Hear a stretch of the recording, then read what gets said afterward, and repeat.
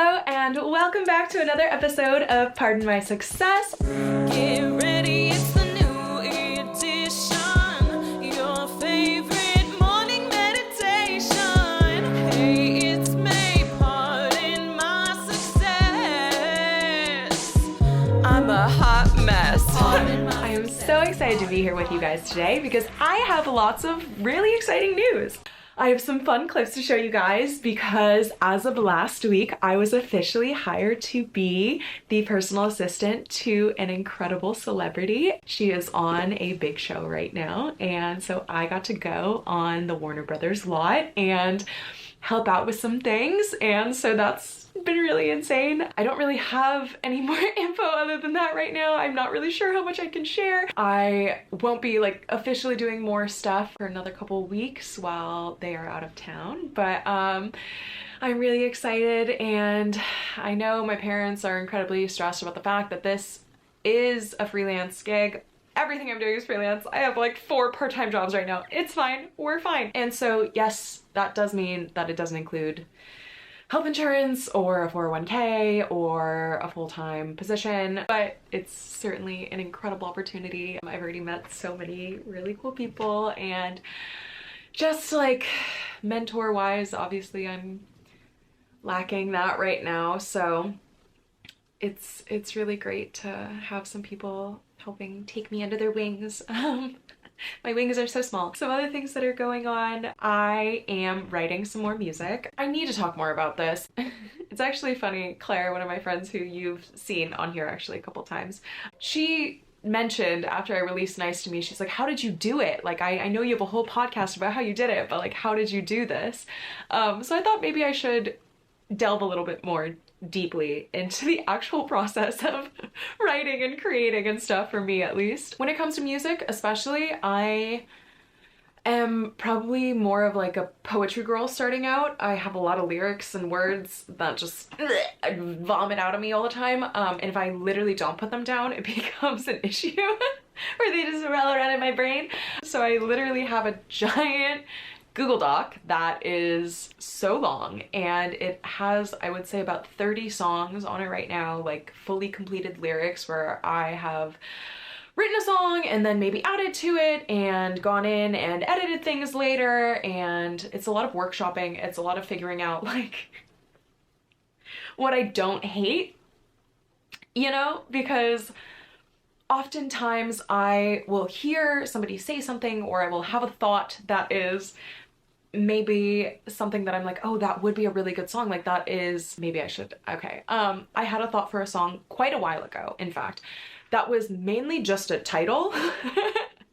It was just The Luckiest Girl Alive. That was what I wanted the title to be. I don't think I really had like anything in it for like months other than something along the lines of, I used to think I was the luckiest girl alive, but then the universe went and changed its mind. And with everything that's been going on in my life in the past 2 months, that certainly feels very relatable to myself, considering I wrote it. But I actually was very upset one day and frustrated with everything that's happening and the job search and what I'm supposed to be doing and why things aren't working, and ended up just like writing several verses and choruses for this song. And while sometimes it's maybe a longer process of like, I'll have a lyric and I'll like go in every couple days and like be like, oh, this sounds like it would kind of work with that song. A lot of times it really is just sitting down and like word vomiting a whole song and then having to take some time and go back through it later, because I also have a horrible trigger finger when it comes to deleting things. It's a problem. It started with my old laptop that was fully dying and had like no storage left. So I literally had to just delete everything that was on it all the time. And I mean everything. Like I had no documents. I had nothing on this computer because the mere thought of saving something to files would cause the whole thing to crash, just shut down completely. So I have a new laptop now, and even though I have 500 gigabytes of storage, I still do this fun thing where it's like literally a need now where I have to go in and clear things out and clear out my folders and delete everything and clear out the trash and just be really cognizant of what I'm saving or not. But that also happens to do this fun thing where I'll fully delete entire hours of raw footage and it's just gone forever. So yeah, trying to work on that, because this fun thing also happens whenever I'm making music or anything like that, because I'm waiting on my musician to send me anything. In the meantime, I decided to try to teach myself Logic Pro. And that's fine, I guess. I've set aside like an hour a day to just like work on music. I've tried to make myself feel better that like if I put literally anything onto the track in Logic Pro, I call that a win. That's a win for the day. Good work, off I go, because sometimes I'll just put in a little tambourine track and I'll hate it.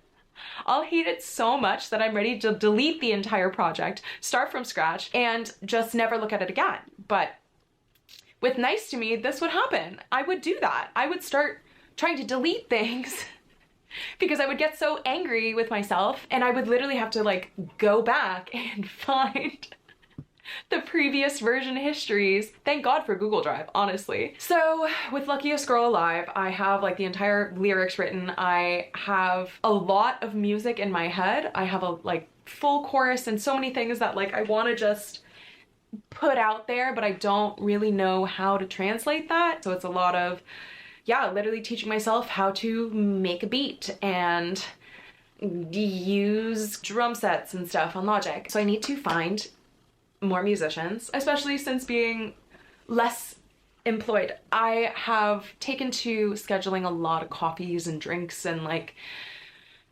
meetings, Zooms with people that I've either worked with or met, or somehow I think they can help me, and just kind of give some advice in many different ways. And I've gotten so many different perspectives, so many of which have been actually very helpful. And I feel like a lot of them have been kind of leading me on a path where like I'll speak to a professor and he's like, hey, you should go into your LinkedIn connections and like message some old people that knew your boss and would be willing to help you. And then I talked to somebody from there and she was like, oh, you know, it would actually be really great if you looked up this company that sounds like it has a lot of the stuff that you're looking for. So it's just, it's a path. It's a path.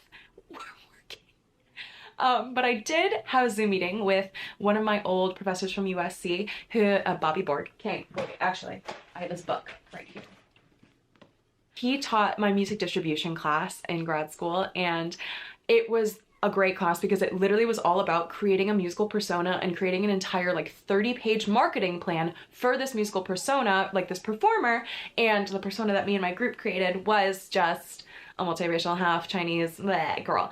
And it was very easy to translate that to my personal music needs after I finished that class. He recently emailed saying like he was up for contract renegotiations and he invited some old students back for like a little seminar that he was doing. And so we actually had some time to chat, and he basically he saw right through me. He really did. He was like, I know it's hard, especially for musicians who think that once they just put their first song out that it'll just go viral and who knows what'll happen next and it'll just be great, and it's really frustrating when that doesn't happen, but it's okay. Like, here are the steps you need to do. Like, that doesn't happen for anyone. I mean, maybe, but like very rarely. And that definitely is something that I have been frustrated with. I know it's not reasonable. I know it's not realistic. I know my expectations are out of this world. I don't really know how to temper them. So it is definitely about reformatting. He had a good point that maybe it's like the 5th song that you release that makes people go back and they're like, oh my god, you haven't heard this first one, that's incredible. So I still have faith for Nice to Me. I still think it can get big. Right now it's not, and that sucks, but that's life, isn't it? This competitive sphere, and it's like 100,000 songs a day are being uploaded to Spotify, and I know it's pretty easy to do yourself if you have like DistroKid or one of these other distribution companies. But he also mentioned that I can't just have one producer, one drummer, one guitarist, all that stuff. I need to have like 5 or 10, and I need to have so many options of people that I can go to, because as a solo artist, you need enough resources that if you lose one person, it's not a catastrophe.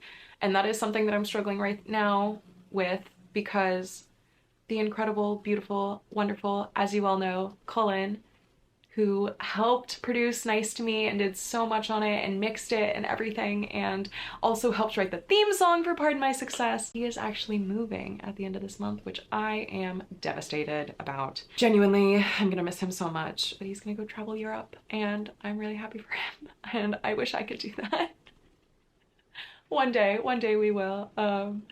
But yeah, it's been really sad to try to figure out where to go next. But thankfully my professor said that he would talk to some of the kids in his classes at USC who are still in school and maybe in the music schools even. So hopefully I can, you know, connect with some more people. Yeah, the process is processing, doing lots of writing whenever I can, posting whenever I can, posting along with the song in it whenever I can, praying that people aren't terribly annoyed with me. That's kind of just what you gotta do. Yeah, just make a million different videos with the same sound or different parts of the sound. And yeah, as Bobby, my professor, said many times, promotion is a shark. If it stops swimming, it dies. So you just gotta keep going. So I'm always going, keep moving, running. Yeah, constantly making shorts, editing, doing all the things. I have also realized that in my time being a social media manager for a lot of different brands and individuals and, you know, companies or whatever, I've had to start a lot of different social media accounts, many of them from scratch, and now working on a couple accounts that have already been established. It's very different to see how content is engaged with, received, shared, promoted, when it is a brand that already exists and has audience members that already care, who you don't need to convince to join, versus like so much of what I'm doing for myself is really sourcing original audiences and finding people that don't know me as an individual, but maybe like what I'm doing and enjoy the stuff that I put out there and care enough to want to follow me and listen to my music and watch the music video or whatever. So it's really interesting to try to sell myself in a way where I don't alienate any of my current friends and family and people that just know me and want to see what I'm up to, and still like finding new people and, you know, kind of like reintroducing myself all the time. It's its own project, it's its own thing, it's its own beast, and that's constant on top of trying to always make sure that the art that I'm working on and the things that I'm creating also happen, because I know that I am such a people pleaser, and so much of what I do ends up being based around other people. And I think I'm more comfortable advertising and editing for other people because it's easier to be an unbiased source. It's really hard. No one has ever actually seen the fact that the interviews that I actually do with other people, so much of my editing out of that is honestly just cutting out the things that I don't like that I said. I am my own worst critic by far, and half the time, more than half of the time, before Fletcher, I would honestly edit out nearly half of every episode that I had filmed because I just didn't like so much of what I was saying. Not that it was like bad or rude or anything, I have a whole podcast where I talk. Unfortunately, being a human being, there are a lot of times where I'll do human being things. Like, I don't like how I look in that. I don't like how I said like or paused or breathed too much. And being a perfectionist, it takes extra long to do basically absolutely anything because I am so focused on the fact that everything is wrong and I hate everything that I'm doing and want to delete it all. So it's been a very good practice for me to literally have these timelines for myself where I'm like, I have to put something out there. I have to do something, even if I hate myself in it. Gotta put it out there, because if I don't, then I'll never put anything out there and I'll just be constantly second guessing everything that I do. And I'm trying to focus less on, after it being out there, the engagement or, you know, the amount of likes or things. And maybe I should just fully turn off view counts for likes and stuff on the Pardon My Success accounts. But also I do know that those numbers do mean things. As somebody who's worked in the branding world, like, those numbers really do matter. There are accounts out there of celebrities who don't have those like counts and stuff on. It makes it less likely for companies to want to advertise through you because they can't see the engagement and it feels like you're hiding something. So I guess that's kind of where I'm always stuck between, wanting to put things out there and not worry about the reception, but also knowing that the reception really does matter. It is really important, and those are things that I'm working on and building, and you can kind of see it through view counts and stuff on like Instagram and TikTok. If you scroll all the way back, you can see that, you know, slowly by slowly things are going up, but it's taking a lot longer than I would like it to, than my personal timelines would like it to. And I know that's just part of the process too, trying to be as patient as humanly possible and also continue working and just grinding my way through. It's a full-time hustle out here and I give myself no breaks. These standards I set for myself are insane and they're killing me, but I'm certainly making progress and we'll get there. We'll get there eventually. I have faith and I hope you do too. So thank you so much for watching. I love you all, and I will see you guys next week. Ah! I love you. Are you PMSing?